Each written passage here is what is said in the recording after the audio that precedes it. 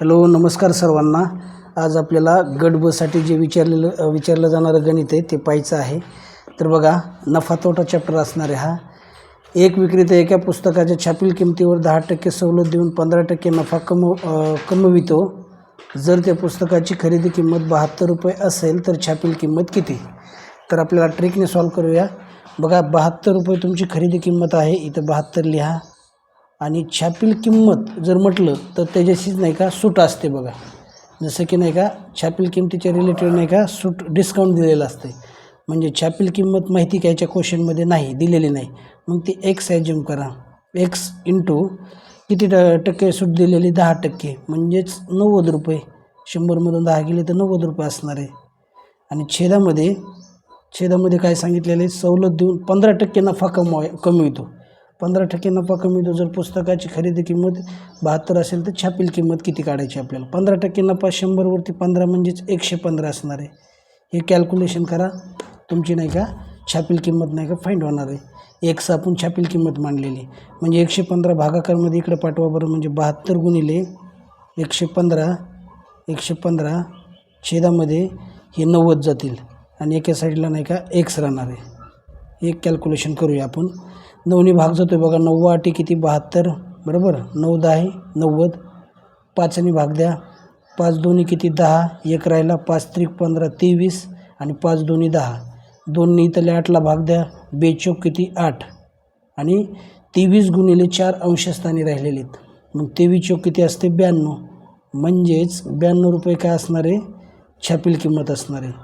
Okay, अशा प्रकारे नाही का हा क्वेश्चन UPSC 2000 साली विचारण्यात आलेला आहे। आता नेक्स्ट क्वेश्चन पाहूया।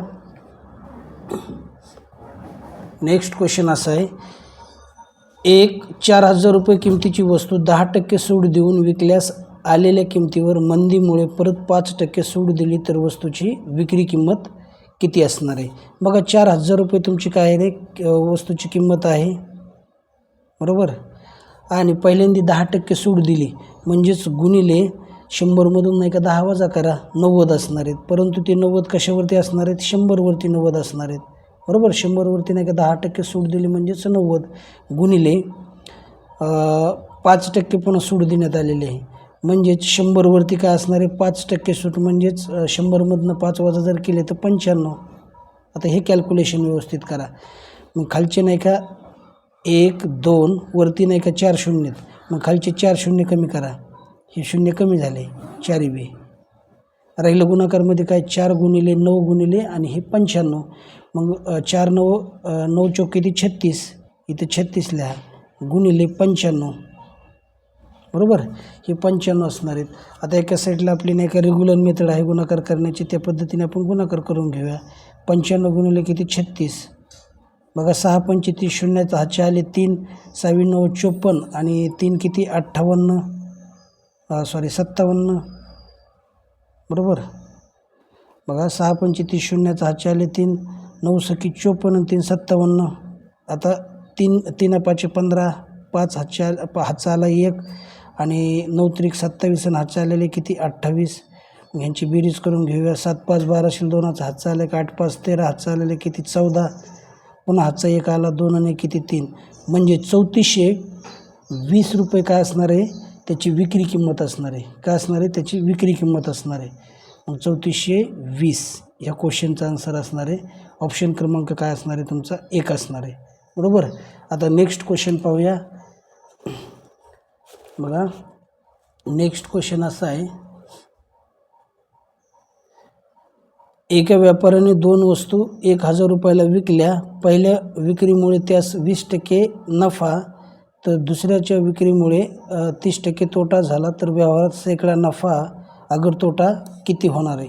असं जर आलं सैकडा नफा झाला तोटा झाला, ह्याला नाही का सक्सेसिव्ह नाही का ते फॉर्म्युल्याने, जसं की x plus y plus x into Y divide 100ने सॉल्व केलं तरी नाही का लवकर निघून जाईल बरोबर। 20% नफा आहे ना, मग प्लस साईन घ्या। नफा वाढ वगैरे असेल तर अधिकचे चिन्ह त्याला यूज करायचं, आणि तोटा जर म्हणलं तर वजाचं चिन्ह। गुणिले काय असणार आहे? मग त्यांचं अधिक गुणिले वजा काय होणार आहे? वजा होणार आहे। आणि हे 20 गुणिले 30 असणार आहे. गुणाकार करायचा नाही, त्या फॉर्ममध्ये ठेवायचं. छेदामध्ये काय असणार आहे 100. मग 30मधनं नाही का 20 जर गेले ते -10 असणार आहे. आणि ह्यांचा जर गुणाकार केला, हा शून्य म्हणजे कॅल्क्युलेशन केलं, हे वरचे 2 शून्य खालचे 2 शून्य कॅन्सल होणार. 3 दोन्ही 6, बरोबर. इथं 6 राहिलं. मग वजा जर एकत्र आले तर त्यांची बेरीज केली जाते. 10 आणि 6 किती रे 16, हे -16. मग वजा चिन्ह काय दर्शवतं? तोटा. म्हणजेच 16% काय असणार आहे या ठिकाणी? तोटा असणार आहे. ऑप्शन क्रमांक काय असेल मग? ऑप्शन क्रमांक 2 असणार आहे. एवढं नाही का ट्रिकने सॉल्व करायचं, एकदम इझी वेने नाही का तुम्हाला मी सांगितलेलं आहे. आता नेक्स्ट क्वेश्चन पाहूया, बरोबर. आता नेक्स्ट क्वेश्चन असा आहे, जेव्हा एक जागा 18,700 विकली तेव्हा त्या मालकाचे नाही का 15% नुकसान झाले. ती जागा किती किमतीला विकायला पाहिजे म्हणजे 15% नफा होणार आहे, बरोबर. तर बघा 18,000 आहे का, 18,700 रुपयाला नाही का ती जागा विकल्यामुळे त्याला 15% नुकसान झाले. म्हणजेच 100मधून 15 वजा करा, म्हणजेच 85 नाही का त्या ठिकाणी त्याला नाही का शेकड्यामागं तोटा झाला असणार आहे. इकडं उजवा भाग शेकड्याचा असणार आहे, डावा भाग किमतीचा असणार आहे. मग त्याने काय सांगितले, नफा किती किमतीला विकायला पाहिजे. मग माहिती नाही ती एक ॲज्युम करतो आणि किती टक्के म्हणजे 15% नफा होणार आहे त्याला. मग 100वरती 15 म्हणजेच 115 झाले. आता हे क्रॉस मल्टिप्लिकेशन करा, तुमची एक्सची किंमत फाइंड होईल, बरोबर. तर मग काय होणार आहे बघा, एक्स इक्वल टू 18,000 नाही का 700 गुणिले 115, बरोबर. हे 115 छेदामध्ये तुमचं एक्सच्या समोरचा घटक नाही का छेदामध्ये येत असतो बघा. मग इथं 85. कॅल्क्युलेशन तेवढं व्यवस्थित करा. एक्स बरोबरती मग आता 5ने भाग जाईल. 5 1 5, 5 2 10, 1 राहिलं 5 3 15 23. इथं खाली द्या 5 1 5, खाली राहिले 3 5 7 35, बरोबर. आता नाही का वरती काय आले 23 गुणिले 18,700 छेदामध्ये नाही का 17. 17ने नाही का 18,700ला भाग जातो आहे. द्या बरं 17 1 17, 18तून 17 गेला, खाली राहिला 1, पुन्हा वरून घेतले 7 तर 17 झाले. पुन्हा 17 1 17, 2 शून्य ॲज इट इज गुणिले किती 23, बरोबर. आता मग फायनल एक्स बरोबरती काय असणार आहे, हे 2 शून्य ॲज इट इज असणार आहेत. 11 गुणिले 23 राहिले फक्त. 11 3 33, 3चा हा 4 3, 11 2 22 आणि 3 किती 25. अशा प्रकारे ह्या क्वेश्चनचा आन्सर असणार आहे 25,300. ऑप्शन क्रमांक काय असणार आहे मग तुमचं 3 असणार आहे. एकदम सिंपल वेने तुम्हाला सांगितलेलं आहे. अशा प्रकारे राज्यसेवा पूर्व 2021 साली नाही का हा क्वेश्चन विचारण्यात आलेला आहे. सगळे विचारलेलेच क्वेश्चन घेत आहे. बघा पुढला क्वेश्चन असा आहे, रवीने सुधीरला एक वस्तू 6% नफ्याने विकली. सुधीरने ती वस्तू 5% तोट्याने गोपालला विकली. जर गोपालची खरेदी किंमत रुपये 2014 असेल तर रवीची खरेदी किंमत किती, असा क्वेश्चन विचारलेला आहे. काय करायचं, व्यक्ती किती बघा बरं. इथं रवी लिहा, बरोबर. नंतर कोण आहे, पुन्हा सुधीर आहे, इथं सुधीर लिहा. सगळ्यात सोपी ट्रिक सांगणार आहे मी इथं, सुधीर. आणि नंतर कोण आहे रे, गोपाल. आता हे 2 पद्धतीने आपल्याला सॉल्व करता येतं, परंतु दुसरी पद्धती थोडीशी कॅल्क्युलेशन मेथड होणार आहे, त्याच्यामुळे मी ती सांगत नाही. जी सोपी ती सांगतो बघा. रवी काय केलं, रवीने सुधीरला एक वस्तू 6% नफ्याने विकली, पण रवीची माहीत नाही किंमत किती. ती मी ॲज्युम करतो 100 रुपये. ती काय म्हणली 100 रुपये मानली, बरोबर. सुधीरला ती किती टक्के 6% नफ्याने विकली, म्हणजे 6 100मध्ये 6 ॲड करा, 106 झालं. आता नंतर पुन्हा सुधीरने काय केलं, 5% तोट्याने नाही का गोपालला विकली. म्हणजे 106चे जर 5% जर तुम्ही काढले तर आपण काढूया इथं बघा, इथं काढून घेतो खाली. 106चे किती 5% जर काढलं, छेदामध्ये काय असणार आहे 100, बरोबर. यांचा गुणाकार केला 6 35ला शून्याचा आणि 3 ॲज इट इज राहतील इथं, म्हणजे 5 1 5, बरोबर. किती 5 1 5 आणि भागिले तर म्हणजे 5.30 येणार आहे. मग 106मधून जर 5.30 जर कमी जर केले, सूड दिलेली, म्हणजे बघा 106 वजा काय करणार आहे मी 5.30 करणार आहे. म्हणजे इथं डबल 0 जर दिलं, इथं 0, इथं 7, इथं 0, आणि ते 100 म्हणजे 100 पॉईंट नाही का 70 असणार आहे. ती गोपालला नाही का 100.70% म्हणजे 70% नाही का पडलेली असणार आहे गोपालला. मग क्वेश्चनमध्ये काय विचारलेलं आहे, गोपालची खरेदी किंमत 2014 आहे बरोबर. तर रवीची खरेदी किंमत किती. मग मला सांगा गोपालकडे किती 100.70% म्हणजेच 100.70% बरोबर ती किती किंमत आहे 2000 किती आहे 14 आहे बरोबर. मला विचारलं रवीची, मग रवीकडे 100 रुपये होती मूळ रवीची काय आहे किंमत 100. मग 100 किंमत किती असणार आहे म्हणजेच ती x मानूया. लक्षात येते. तिरकस गुणाकार करा म्हणजेच 2014 गुणिले बरोबर हे 100 आणि कधी बी नेहमी एक्सच्या समोरील घटक एका छेदामध्ये येत असतो बघा तो. मग इथे छेदामध्ये काय केलं हे 100.70 केलं बरोबर. आता जर एक विचार जर केला, एक डेसिमल इकडं सरकवतो आणि एक शून्य वरती देतो म्हणजेच इथं काय होणार आहे 1000 काय होणार आहे 7 होणार आहे आणि इथं शून्याला पॉईंटला काही शून्याच्या पुढे जर 0 असेल तर काही व्हॅल्यू राहणार नाही बरोबर. म्हणजे 1007 खाली वरती 2014. मग मला सांगा 1007च्या दुप्पट काय आहे 2014 आहे. मग हे खालचं कॅन्सल होणार आहे. 1007 दोन्ही 2000 काय होणार आहे 14 वरती 2 आलं. मग 2 गुणिले 1000 जर केलं तर काय येणार आहे 2000. मग रवीची ती किंमत काय रवीने कितीला हे केलेली असणार आहे बरोबर. रवीची खरेदी किंमत किती असणार आहे 2000. ऑप्शन क्रमांक काय असेल मग तुमचा 1 असणार आहे. अशा प्रकारे ह्या क्वेश्चनचा आन्सर आहे. बघा त्याच्या पुढला क्वेश्चन राज्यसेवा पूर्व 2015 साली आणि अगोदरचा विचारला होता गट ब पूर्व 2022चा. बघा आता हे काय क्वेश्चनचा आन्सर. दीपक 36,000 रुपये किंमत असलेली स्कूटर विकतो. तो पहिल्या 20,000 रुपयावर 8% सूट देतो बरोबर आणि नंतरच्या 10,000 रुपयांवर 5% सूट देतो. पूर्ण रकमेवर 7% सूट देऊन मिळणाऱ्या रकमे इतकी रक्कम मिळवण्यासाठी राहिलेल्या 6,000 रुपयावर त्याने किती सूट द्यावी. राज्यसेवा पूर्व 2015 साली विचारलेला क्वेश्चन आहे.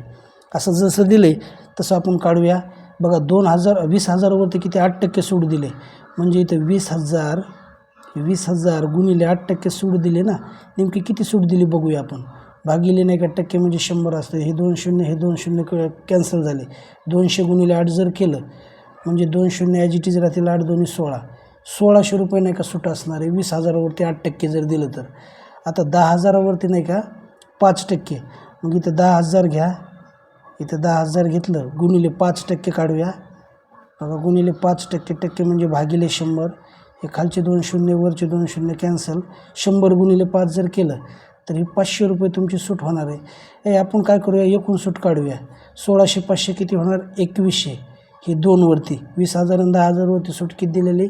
एकावाली बघा 8% म्हणलं 1600 आणि एकावर 5% 10,000 म्हणलं 500 एकूण 2100 आली.